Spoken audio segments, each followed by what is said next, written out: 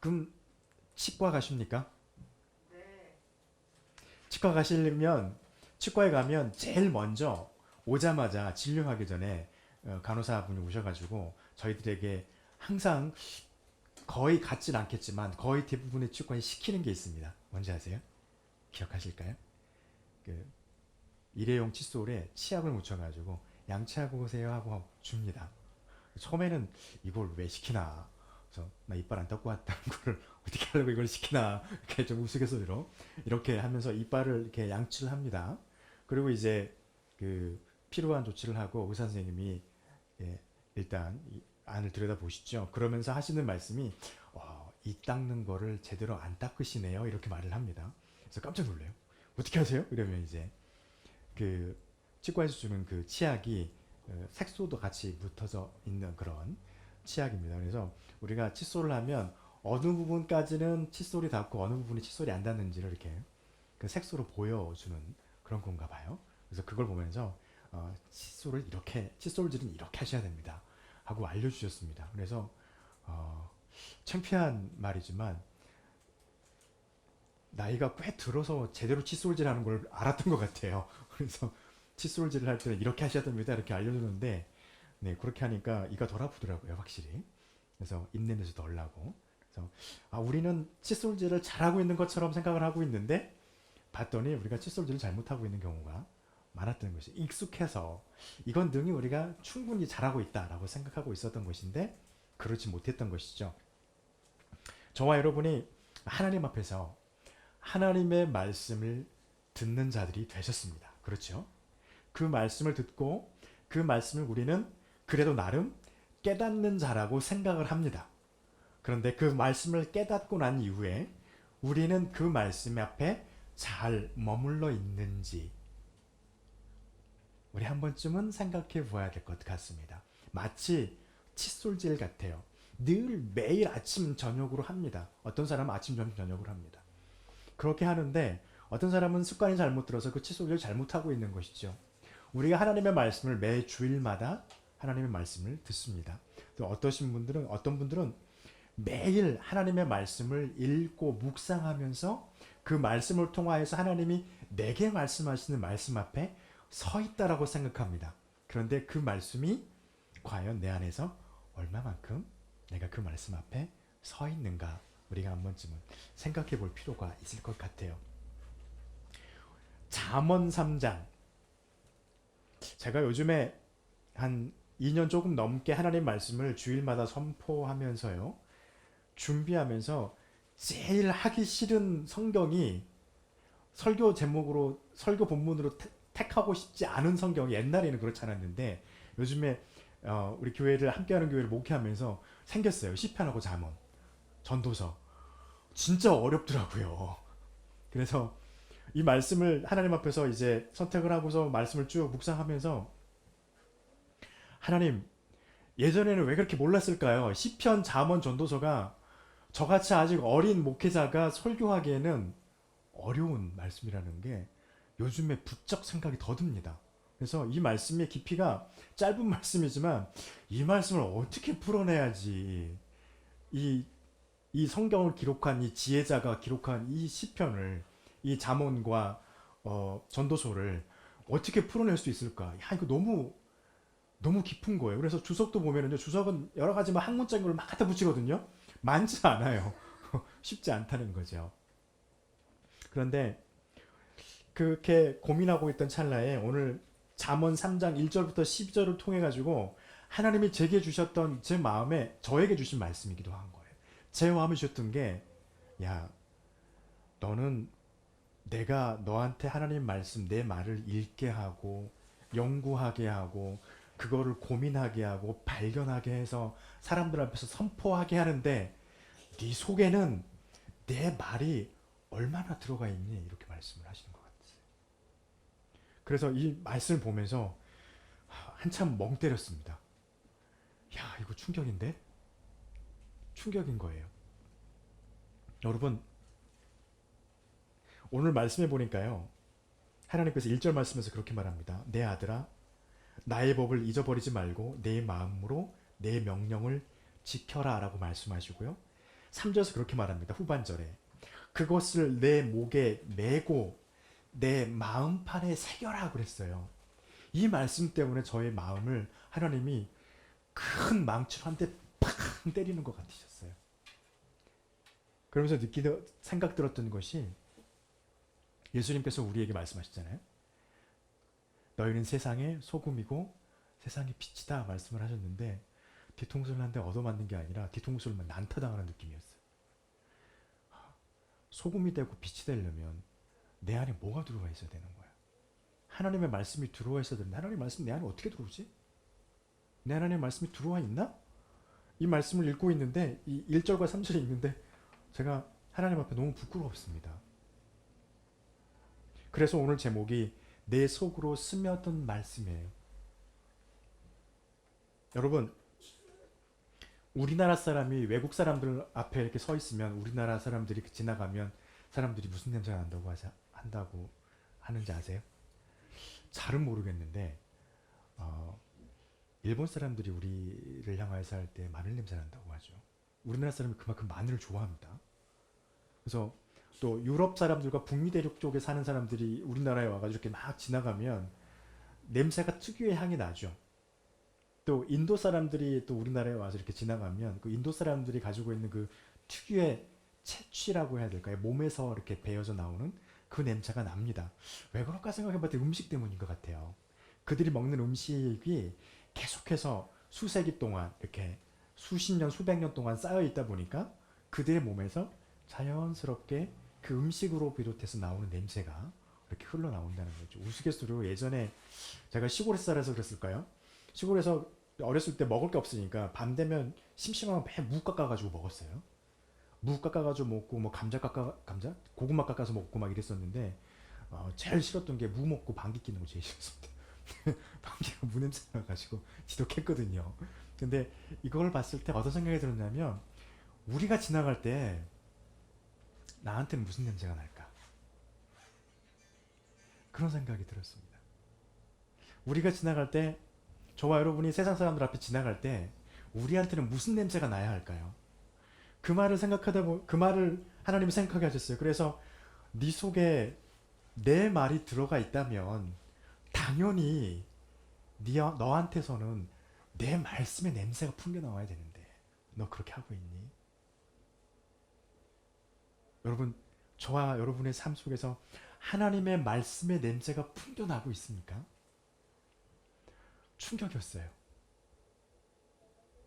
그래서 하나님 참 별거 가지고 다 충격을 주시더라고요. 그래서 한참을 나 뭐 했나 이런 생각이 드는 거예요.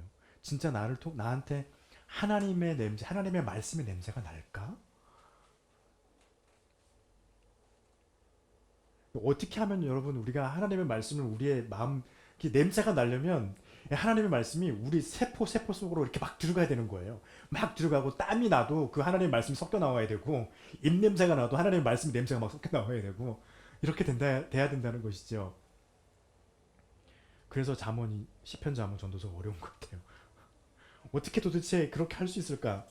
말씀 통해서 한번 하나님 저한테 깨달을 수 있는 걸 좀 주세요라고 하나님 기도하면서 준비를 했어요. 5절 말씀 보면 그렇게 하나님 먼저 우리에게 말씀하세요. 5절에 보니까 너는 마음을 다해 여호와를 신뢰해라 먼저. 우리가 하나님의 말씀이 우리 속으로 확 들어올 내 안에 스며들게 하기 위해서는 하나님을 먼저 신뢰하라는 거예요. 5절 말씀은 통째로 읽어보죠.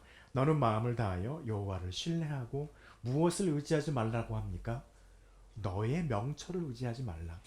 명철을 의지하지 말라는 거예요. 하나님을 더 신뢰하라는 것입니다. 여러분, 명철은 무엇일까요?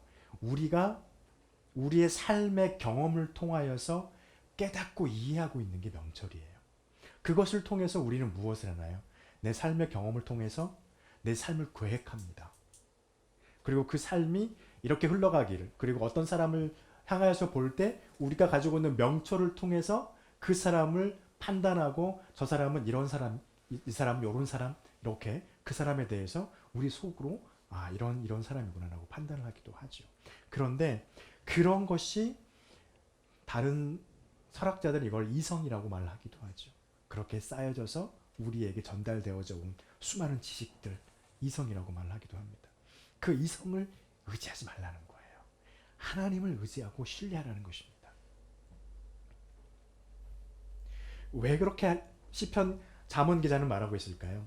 우리가 깨닫고 우리가 경험으로 알게 된 그 모든 지혜와 지식도 결국에는 하나님으로부터 우리에게 주어지는 것이기 때문에 그렇습니다. 그래서 하나님을 의지하라는 거예요.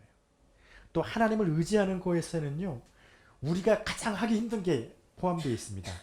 나를 포기하는 겁니다. 나를 포기하고 하나님을 받아들여야 되는 거예요. 이 나를 포기하고 하나님을 받아들이는 것을 가장 잘한 사람이 있습니다. 제가 봤을 때 이 사람이 제일 잘했던 것 같아요. 솔로몬이에요. 솔로몬이 하나님의 성전을 짓죠. 다 짓고 난 다음에 그리고 솔로몬이 하나님 앞에 제사를 지내죠. 그리고 난 다음에 하나님의 임재가 그 하나님이 지으신 솔로몬의 성전 가운데 구름이 빼곡히 들어오면서 임합니다. 그리고 하나님께 솔로몬이 하나님께서 솔로몬에게 내가 너한테 뭐 주기 원하니? 라고 물었죠. 우리 잘 아는 대답입니다. 솔로몬은 아무것도 구하지 않았습니다. 하나만 구했죠. 나에게 지혜를 주십시오. 여러분, 이게 솔로몬이 하나님 앞에서 너무 잘한 행동인 거예요. 뭐였습니까? 나를 버린 겁니다. 하나님 앞에서. 나를 포기하고 하나님의 것이 내 안에 들어오는 것을 선택한 거예요. 그랬더니 하나님께서 어떻게 하셨습니까? 네가 나한테 생명도 구하지 아니하고 너의 원수를 멸망당하게 하는 것도 구하지 아니하고 물질 너의 곳간에 그 재물이 어마어마하게 쌓이는 것도 구하지 아니하고 영생하기를 구하지도 않고 다만 나에게 구한 것이 지혜를 달라고 구했으니 내가 너에게 이걸 다 주마 라고 하나님께서 말씀하시죠. 왜 그러셨을까요? 하나님의 마음에 합한 것을 솔로몬이 구한 거예요. 그게 뭐냐면 일상의 삶에서 내 자신의 어떤 경험과 이성 또 세상의 합리적이라고 판단하는 것들을 더 의지하는 것이 무시하라는 게 아니죠. 더 의지하는 게 아니라 가장 결정적인 순간에 하나님을 신뢰하는 것입니다. 그러면 하나님의 말씀이 우리 속에 영향을 미칠 수밖에 없게 되는 것이죠. 그리고 두 번째, 하나님께서 하나님의 말씀이 우리 속으로 스며들게 하기 위해서 우리에게 말씀하시는 것은 스스로 내가 지혜로운 사람이라고 하는 것으로 착각에 빠지지 말라는 겁니다. 10절 말씀에 그렇게 말씀하시죠. 스스로 지혜롭게 여기지 말라. 하나님 앞에서 교만한 건 어떤 모습이 가장 교만할까요? 하나님을 인정하지 않는 것, 물론 어마어마한 교만이겠죠. 몰라서 인정하지 않을 수도 있습니다. 그래서 이거는 우리 인간의 입장에서 그래 뭐 어느 정도 정상 참작이 되는 그런 교만일 수도 있어요. 그런데 진짜 하나님 앞에서 교만한 건 뭐냐면요. 내가 지혜롭다고 하나님 앞에서 생각하는 거예요. 그래서 이스라엘의 백성들이, 이스라엘의 지도자들이 하나님이 육신을 입고 이 땅에 오신 2000년 전에 예수 그리스도, 하나님이신 예수 그리스도를 배척했어요. 내가 하나님보다 똑똑하니까. 하나님의 방법이 아닌 우리가 원하는 방법으로 하나님의 나라를 이 땅에 이루어주세요. 그렇게 요구했다는 것입니다. 그래서 그럴까 어떤 주석학자는 이렇게 말했습니다. 이 말도 어렵더라고요. 스스로 지혜롭다고 자기 자신을 인정하는 것은 가장 지혜롭지 못한 사람이다. 그걸 또 이렇게 표현하기도 해요. 지혜가 지혜답지 못하게 만드는 거다라고 말을 하는 거예요. 이 참 어려운 말입니다. 지혜가 지혜답지 못하다? 이것을 풀어서 말하면 이렇습니다. 나의 한계를 인정하지 못하는 지혜는요. 그때부터 지혜가 아닙니다. 그거는 고집이 되는 겁니다. 왜 한계를 인정해야 할까요? 우리가 살아가는 삶 속에서 수많은 세상이 있죠. 정말 넓은 세상이 있습니다. 그리고 그 안에는 너무나 많은 사람이 있고 그 사람들 중에는 우리보다 지혜로운 삶을, 지혜로운 지식을 가지고 있는 사람이 너무 많아요. 그래서 그들의 지혜 또한 우리도 받아들일 수 있도록 우리가 지혜롭다라고 하는 것에 있어서는 우리의 지혜는 열려 있어야 된다는 것이죠. 이게 첫 번째입니다. 마지막 궁극적인 것은 한계를 인정할 줄 알아야 된다는 것은 무엇이냐면요. 지혜를 주시는 분도 성경에서는 하나님이라고 말씀을 하고 계세요. 잠언 2장 6절에서 잠언 기자는 이렇게 말합니다.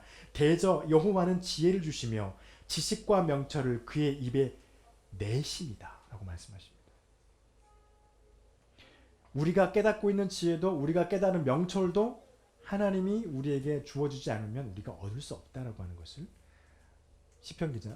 잠언 기자는 우리에게 말씀을 해주고 있는 것이죠. 그래서 착각에 빠지면 안 돼. 우리가 한계가 있음을 인정해야 합니다. 그러면 우리는 하나님 앞에서 우리 스스로를 교만하지 않게 유지할 수 있죠. 또 한 가지는요. 하나님의 말씀을 묵상하는 삶이어야 합니다. 여러분, 하나님의 법과 하나님의 명령이 내 목에 매달란 말은 무슨 말일까요? 목에 매달라면 무슨 말일까요? 시편 기자도 그렇게 말하죠. 여호와의 율법을 나의 이마에 붙인다고 했어요. 그건 무슨 말일까요? 하나님의 말씀이 내 눈에서 멀어지지 않는다는 것을 의미해요. 말씀을 늘 읽는 것을 의미합니다. 여러분 여기서는요. 말씀을 많이 읽는 것이 중요하지 않아요. 말씀을 한 절을 읽더라도 그 말씀을 읽고 묵상하는 것이 중요합니다. 저와 여러분은 압니다. 우리는 큐트하는 방법을 이미 공부를 했죠. 공부한 게 중요한 게 아니죠. 공부했으면 그거 가지고 하나님의 말씀을 묵상하는 게 중요한 것이죠. 그 말씀을 가지고 말씀을 통하여서 하나님이 내게 말씀하시는 것이 무엇인지 끊임없이 그것에 대해서 들으려고 노력하는 것이 묵상하는 삶이잖아요. 10분이든 1분이든 그렇죠. 그러면 하나님이 우리에게 말씀하시면 우리가 들을 수 있습니다. 그리고요. 하나님의 말씀을 연구하고 하나님의 말씀에 깊이 있는 그 의미가 무엇인지를 공부하고 연구할 수 있는 그 시간에 우리 자신을 참여시키는 수고를 하는 겁니다. 그래서 우리 교우 여러분들께서는 너무나도 잘하고 계세요. 코로나가 어서 이 영향력이 꺾어지면 당장이라도 지금 하고 싶어요. 제 마음. 당장이라도 하고 싶은데 여러분이 배가 고프시니까 아직 교회 안에서 취식이 아직은 어려운 상황이다 보니 조금 기다리고 있습니다. 그래서 백신이 조금 더 많은 분들이 백신을 맞게 되면 그때는 가능하지 않을까. 그래서 늦어도 가을에는 9월에는 시작할 수 있지 않을까. 하나님 앞에 기도하고 기대하고 있습니다. 여러분 이렇게 됐을 때 하나님의 말씀 앞에서 우리가 늘 그 말씀을 들으려고 하고 우리 스스로가 하나님 앞에서 한계가 있음을 고백하고 있을 때 우리가 하나님 앞에서 내가 교만하다고 하는 착각에 빠지지 않게 될 수 있다는 것입니다. 그래야 하나님의 말씀이 우리 속으로 스며들 수 있다는 거예요. 그리고 우리를 인도하시는 분이 하나님이심을 우리가 인정하는 것입니다. 6절 말씀에 그렇게 말씀하시죠. 너는 범사에 그를 인정하라. 그리하면 내 길을 지도하시리라 말씀하십니다. 계획은 저와 여러분이 세웁니다. 우리의 인생의 계획을 아주 거창하게 쫙 세울 수 있잖아요. 세울 수 있지만 늘 우리는 알아요. 계획은 세웠는데 그 계획이 우리의 삶에서 계획대로 이루어질까라고 하는 퀘스천 마크는 늘 찍히죠. 이루어지나요? 계획대로? 안 될 때가 더 많습니다. 이유는 왜일까요? 계획은 우리가 세우지만요. 그 계획을 이뤄가는 상황, 또 그것을 이룰 수 있는 수단, 또 그 계획이 추진되어 수 있는 모든 재반의 모든 것들을 공급하고 이루시고 가꾸어 놓으시는 분은 우리가 아닌 하나님이라고 하는 것입니다. 그래서 잠언 16장 9절에서 그렇게 말씀하시는 거죠. 계획은 우리가 세우지만 그 계획을 이루시는 분은 하나님이시다라고 잠언 다시 한번 고백합니다. 여러분 그래서요. 우리가 계획을 세우는 건 세우지 말라는 게 아니에요. 계획 세우셔야 돼요. 우리의 삶을 위해서 어떻게 할 건지 계획을 세우셔야 돼요. 다만 그 계획을 세우고 우리가 할 것은 주님 앞에 우리의 세운 계획을 드리면서 기도하는 겁니다. 하나님 이렇게 계획을 세웠습니다. 이 계획을 하나님 앞에서 제가 이루기를 원합니다. 하나님 나에게 능력 주십시오라고 기도하는 거예요. 그러면 하나님께서 하나님이 필요하신 부분은 우리 안에서 수정을 하시게 하시겠죠. 그래서 하나님께서 원하시는 것이 저와 여러분의 삶 속에서 이루어지게 인도해 주실 하나님이라고 하는 것입니다. 그분을 인정하는 겁니다. 그리고요, 또 한 가지 우리에게 아주 중요한 부분입니다. 하나님께서 우리를 채찍질하시고 책망하실 때 그것을 받아들여라. 11절 말씀이죠. 내 아들아 여호와의 징계를 경히 여기지 말라. 그리고 하나님이 너를 꾸짖는 것을 싫어하지 말라는 거예요. 여러분, 야단 맞으면 좋아할 사람 한 명도 없어요. 그렇죠? 또 부모라고 하는 그런 감투를 쓰고 있는 사람들 중에 나의 자녀들에게 야단치지 않는 부모는 한 명도 없습니다. 야단 다 칩니다. 나이가 들어도 아이들이 20살 막 이렇게 커가도 그 부모는 또 그 부모의 부모에게 또 야단을 맞습니다. 근데요, 하나님은 말씀하십니다. 하나님이 너를 지적할 때 그 지적을 경히 여기지 말라. 받아들이려는 겁니다. 신중하게 받아들이라는 겁니다. 그런데 이 속에는요, 정말 귀중한 말씀이 있죠. 12절에 있는 말씀처럼 하나님이 너를 야단치는 이유는 한 가지. 하나님이 너를 사랑하시기 때문이다. 라고 하는 것입니다. 여러분, 이 말은요, 이 말이 우리에게 엄청난 위로를 줍니다. 엄청난 희망을 줘요.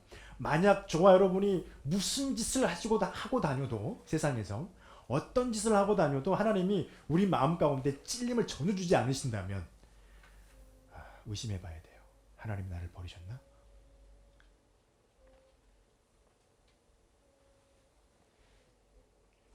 사랑의 반대말이 뭘까요? 예전에 이런 질문을 하면 많은 분들이 바로 대답이 나옵니다. 사랑의 반대말 미움 이렇게 말합니다. 미움도 사랑이죠. 관심이 있으니까 미움하는 거예요. 근데 사랑의 반대말은 무관심입니다. 아무런 관심이 없는 거야. 뭐 걔가 지나가든지 말든지. 그렇죠? 누가 지나가면 내 인생에 별 필요 없는 엑스트라 한 명이 지나갔어. 그러는 거죠. 그래서 사랑하지 않으면 그 사람이 잘못을 해도 뭘 해도 아무 신경 쓰지 않습니다. 그래 뭐 그렇게 살아 괜찮아 나하고 상관없으니까 그렇게 살죠. 그리고 마지막 때라고 하는 것을 하나님이 우리에게 말씀하셨잖아요. 마지막 날에 내가 와서 심판하려 하셨는데 그때에 우리가 하나님의 그런 지적을 받지 않는 자가 되어버렸다면 어떤 일이 벌어지냐면요. 마지막 때 형벌이나 두려움이라고 하는 자리에 우리가 서는 삶을 살아가고 있는데도 하나님이 가만 내버려 두면요. 그것처럼 무서운 게 어디 있어요. 네. 우리 분명히 잊어버릴 수 있거든요. 하나님의 말씀 앞에 서 있다 할지라도 잘못하면 우리의 눈이 잘못 감겨져서 하나님의 말씀 앞에 우리가 우둔해질 수도 있습니다. 감각이 무각해질 수 있어요. 그때 하나님이 우리한테 오셔서 말씀으로 우리를 일깨우셔야 돼요. 그러면 우리는 그것 때문에 깜짝 놀라서 다시 돌아오죠. 회개하면서 돌아오죠. 하나님 앞에. 우리 부모가 마치 우리에게 그렇게 하듯이. 어버이날인데 어버이 주일이잖아요. 여러분, 믿음 안에 있는 부모님이 여러분을 향하여서 여러분에게 좋은 소리든 나쁜 소리든 그러한 말씀들을 하실 때 그 말씀 가운데 하나님의 사랑이 담겨 있는 것을 보시고 감사하시기 바랍니다. 그리고 어떤 분들 그러시더라고요. 나를 야단칠 수 있는 어머니 아버님이 아직 계시다는 게 얼마나 행복한지 모르겠다. 이런 말씀을 하시는 분도 간혹 우리가 있다는 것을 보아야 합니다. 이렇게 하나님의 징계를 우리가 받아들이고 또 우리가 스스로 하나님 앞에서 지혜롭지 않은 자임을 우리가 깨닫고 하나님의 말씀 앞에 설 때 그리고 우리를 이끄실 그 하나님을 무한으로 신뢰하며 나아갈 때 하나님의 말씀이 우리 속에 들어오는 것으로 끝나는 것이 아니라 우리 세포 속으로 계속해서 들어가게 됩니다. 그러면 우리가 갈 때마다 하나님의 냄새, 하나님의 말씀의 냄새가 막 풍길 거예요. 왜 이렇게 살아야 할까요? 그것 때문에 우리가 살아야 되지만 우리가 그렇게 하나님의 말씀 앞에 쉽지 않잖아요. 어렵잖아요. 힘들어요. 남들은 고생 안 해도 되는 거 우리는 또 고민해야 되고 그것 때문에 또 시련을 겪어야 되는 그런 삶을 살아가는데 그렇게 우리가 삶을 살아갈 때 하나님 우리에게 주시는 보상이 있습니다. 첫 번째는 우리의 삶 가운데 평강이 있을 거라고 하나님 말씀하세요. 2절 말씀에 그러시죠. 너희가 그렇게 하면 내가 장수하여 해를 누리고 평강이 더하리라. 여러분, 삶에서 가장 중요한 삶의 질은 무엇일까요? 많은 것이 있을 수 있겠지만 가장 핵심적인 요소는요. 그 사람의 마음이 평화로운가인 것 같습니다. 돈이 많아도요. 권력이 많아도요. 세상의 모든 것이 다 자기 거여도요. 생각이 심란하면 돈도 필요 없고 권력도 필요 없고 세상에 그거 다 필요 없는 거예요. 아무리 아름다워도 생각이 심란하면요. 아름다운 게 자기한테 무슨 소용이 있겠어요. 남들이 와가지고 막 아름다운데 뭐하니 칭찬해봤자 무슨 소용이 있겠어요. 중요한 건 마음이 평화로워야 한다는 것입니다. 그런데 하나님이 하나님의 말씀이 네 속으로 들어가서 네 삶에서 하나가 되면 스며들어 있으면 너의 삶에 내가 평강을 더하겠다라고 말씀을 해주고 계십니다. 이 평화로운 삶은 우리의 삶이 잔잔한 삶이 결코 아닙니다. 여전히 우리의 삶은 격동하는 상황이 우리 안에 늘 우리에게 다가와요. 우리를 넘어뜨리려고 우리를 불안하게 만들고 우리를 이렇게 뒤흔드는 그러한 상황이 늘 옵니다. 그런데 그러한 상황들과 우리가 그 상황들을 대하는 우리의 마음의 태도가 평화를 이룬다는 것입니다. 대수롭지 않은 것으로 여길 수 있도록 하나님은 우리에게 담대함을 허락하신다는 거예요. 무엇 때문에요? 하나님이 나를 인도하실 것이니까. 오늘 말씀에서도 그러잖아요. 여호와께서 너를 인도하시리라. 그분을 신뢰하는 거예요. 하나님께서 나를 인도하실 그 인도를 내가 신뢰하면서 나아가는데 내 계획이 비록 조금 틀어지더라도 하나님이 그것을 가지고 나의 계획을 이루어 가실 거니까 인도하실 그 하나님을 신뢰하면서 가다 보니 하나님을 향한 그 의지로 인해서 우리의 삶 가운데 평강이 심어지게 된다는 것입니다. 그리고요, 하나님께서 우리를 존귀한 자로 만들어 주시겠다고 하는 겁니다. 4절 말씀이죠. 그리하면 내가 하나님과 사람 앞에서 은총과 존귀히 여김을 받으리라. 여러분, 하나님의 말씀 앞에 살아가는 저와 여러분에게 하나님께서 원하시는 것 중에 하나가 저와 여러분이 존귀한 자가 되는 것입니다. 왜요? 우리가 지지난주에도 말씀을 보면서 베드로전서 1장 7절에서 보셨죠?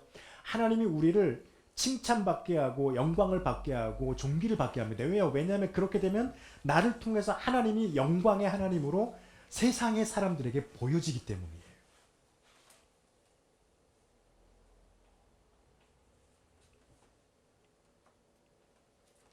그리고 우리가 가는 곳 하나님의 냄새가 나야 된다고 그랬잖아요.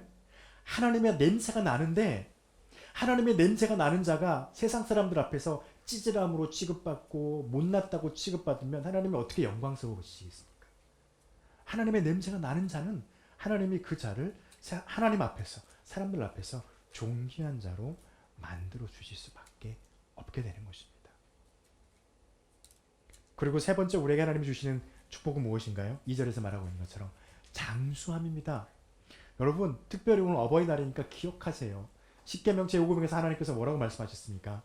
내 부모를 공경하라. 그리하면 내가 너에게 준 그 땅에서 너의 생명이 길리라라고 말씀하세요. 그냥 긴 게 아니에요.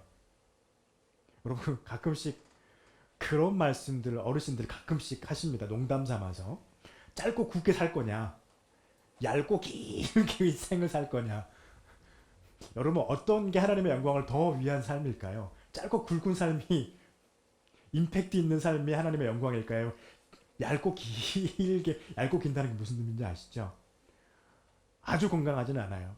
근데 병원에 매일 다녀. 그런데 안 돌아가지고 길게 사시는 거예요. 이러한 삶이 하나님 앞에 영광을 돌릴 수 있을까요? 우스갯소리긴 하지만 우리가 하나님의 말씀으로 냄새를 풍기는 사람이라면요. 우리의 삶은 장수함이 있어야 됩니다. 근데 그 장수가 그냥 장수가 아니에요. 굵고 길게 가는 장수함이에요. 저 하나님 앞에 기도합니다. 가끔. 하나님, 저를 하나님이 허락하신 생명 가운데 쭉 살아가게 하실 거면 하나님이 저에게 허락하신 그 생명 동안에 건강하게 해주십시오.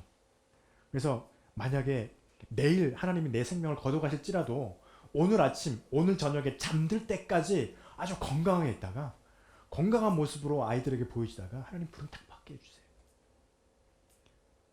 여러분 큰 축복 아닐까요? 세상 사람들이 그것을 보고 얼마나 부러워할까요? 야, 예수 믿고 하나님의 말씀이 풍겨나는 사람들은 살아도 건강하게 살다가 깔끔하게 하나님의 부름을 받는 거예요. 여러분 이게요. 존귀한 자로 여기는 것과 세상 사람들 앞에서 우리가 살아가는 그곳에서 잘 되고 장수함은요. 우리의 삶을 통해서 하나님 앞에 보일 수 있는 하나의 은혜로운 모습이기도 해요. 그렇죠? 중요한 모습입니다. 또 한 가지 하나님께서 우리에게 말씀이 우리의 내면 안으로 들어왔을 때 우리에게 주신 것 하나가 우리의 경제적인 윤택함입니다. 9절과 10절 보시겠어요? 9절에 보면 내 재물과 내 소산물의 처음 익은 열매로 하나님 여호와를 공경하라. 그리하면 내 창고가 가득 차고, 그리고 또 뭐라 합니까? 내 포도즙 틀에 새 포도주 즙이 넘칠 거라는 거예요. 발효되지 않은 즙이에요. 여러분 하나님께서 이것을 우리에게 하나님이 주실 그 삶에 우리에게 채워질 것 중에 하나로서 꼭 언급하시는 이유가 있습니다. 그리고 우리가 늘은 아니지만 예배 때 주기도문을 잘 하지 않아요. 그런 새벽 기도에는 늘 주기도문을 맞춥니다. 맞출 때 거기 주기도문에 늘 무슨 내용이 나오냐면 오늘 내가 살아갈 내 삶에 필요한 양식을 채워달라고 주님께서 우리에게 알려주셨어요. 양식을 위해서 기도하라는 거죠. 그때는 양식이지만 지금으로 따지면 경제력입니다. 우리의 삶을 책임질 수 있는 내 생명을 유지할 수 있는 경제력을 달라는 거예요. 이것은 무엇이냐면 우리가 살아가는 삶의 자리가 여전히 영적인 그러한 우리의 생명뿐만 아니라 우리의 육신의 생명마저도 하나님께서는 귀하고 존귀한 것으로 여겨주고 있기 때문입니다. 그래서 9절 10절에서 그렇게 말한 것이죠. 하나님께서 네 말씀이 말씀 속에 너가 들어와 있으면, 말씀이 네 속에 스며들어 있으면 하나님이 너의 창고가 비지 않고 너의 포도주즙 틀에 새 포도주즙이 넘치게 하실 거라는 거예요. 중요한 건 하나님이 저와 여러분의 창고와 포도즙 틀에 우리에게 필요한 물질을 채워주시겠다 말씀하셨는데 하나님은 우리에게 요구하신 거 하나가 있습니다. 그걸 가지고 나를 섬기라는 거예요. 섬기는데 그냥 섬기는 게 아니죠. 우리에게 허락하신 걸 가지고 하나님께 드릴 때 하나님께서 우리에게 약속하신 것을 믿고 드리라는 거예요. 말라기서 3장 10절에서 하나님이 그러셨잖아요. 너의 온전한 11조를 내 창고에 들여서 내 집에 창고가 비지 않게 하면 내가 너의 그 창고와 너의 포도주 틀에 넘치도록 붓지 아니하는지 하나님이 공식적으로 명령하셨어요. 시험해보라는 거예요. 하세요. 하나님 앞에 하세요. 그러면 하나님께서 그걸 가지고 여러분의 예배를 받으시고 동시에 여러분의 말씀, 여러분의 하나님께서 주신 그 말씀이 우리 속으로 스며드신 것 때문에 여러분의 경제적인 부분에 있어 윤택함과 풍요로움을 반드시 채우실 것입니다. 하나님이 주실 것은 그것인 거죠. 여러분, 여러분의 삶 가운데 평강이 있기를 간절히 축원합니다. 여러분의 삶 가운데 하나님으로 말미암아 존귀하게 여김이 있기를 간절히 축원합니다. 장수함, 얇고 길게가 아니라 굵고 길게 가는 장수함, 건강함 속에서 사람들에게 하나님의 은혜를 보이는 장수가 있기를 축원합니다. 그리고 하나님께서 채워주시는 경제적인 풍요로움이 여러분의 삶 가운데 충만하기를 축원합니다. 그러기 위해서 우리가 무엇을 할까요? 하나님을 신뢰하고 하나님 앞에서 우리가 지혜롭다라고 하는 것을 지혜롭은 게 아니라 나는 하나님 앞에서 지혜롭지 않다는 것을 인정하고 그리고 내 길을 인도하시는 분이 하나님이심을 우리가 고백하고 주님의 징계가 있을 때 하나님이 나를 사랑하심을 기뻐하면서 그 징계를 즐겁게 받는 하나님의 말씀이 우리 속으로 스며들어서 내가 가는 어느 곳이든 하나님의 말씀의 냄새가 나는 저와 여러분의 믿음과 신앙이 되시기를 간절히 축원합니다. 기도하겠습니다.